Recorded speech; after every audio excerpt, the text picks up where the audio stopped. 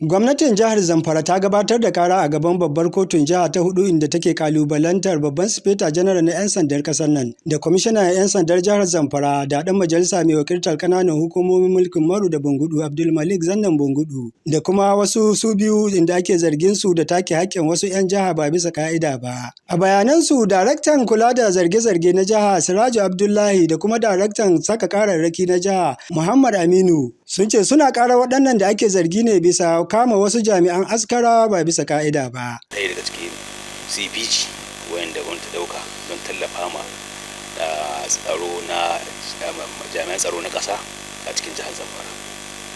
Kawai sai aka zo aka ɗauke shi ba tare da iyayen sun sani ba wani abu babu wani information haka ɗaya aka ɗauke shi yanzu haka na ce tsaro sun ma yanayi ne ba san shi ba sun yi ne sai muka je kotu muka ce to ga abin da ke faruwa.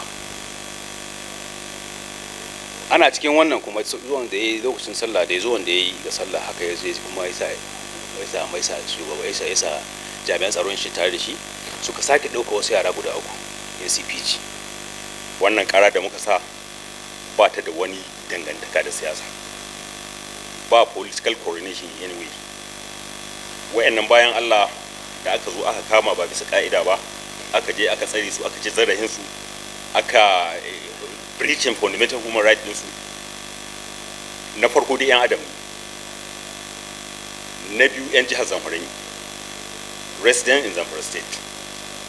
Haƙƙi ne wanda ya ta'allaka ga gwamnatin jihar Zamfara ta kare haƙƙin duk wani ɗan adam. Bayan sauraren bayanan lauyoyin bangarorin guda uku, alkalin kotun Justice Bello Gumi sai ya sanar da ɗage ƙarar har zuwa ranar 14 ga wannan wata na Afrilu. Da yake bayani a madadin waɗanda ake ƙara, barista Muhammad Bashir ya ce an ɗage shari'ar ne domin a baiwa wasu lauyoyi dama su kammala haɗa takardunsu. To shi lauya da yake wakiltan kwamishinan 'yan sanda na nan jiha ya kawo ƙorafi na farko cewa lauyansu na can Abuja wato office ɗin Inspector General of Police bai samu daman shigar da takardun shi ba saboda an ba shi takardun latti. So ya yi bayanin ba wai ba su shigar ba ne saboda ba su daraja kotu ba, amma suna neman a ba su wani rana. To yana daga cikin dalilin da yasa aka daga yau zuwa 14 ga wannan watan. Jibi za a dawo shiga ta biyu, 14 ga wata. Abinda muke so ga al'umma don Allah a zauna lafiya.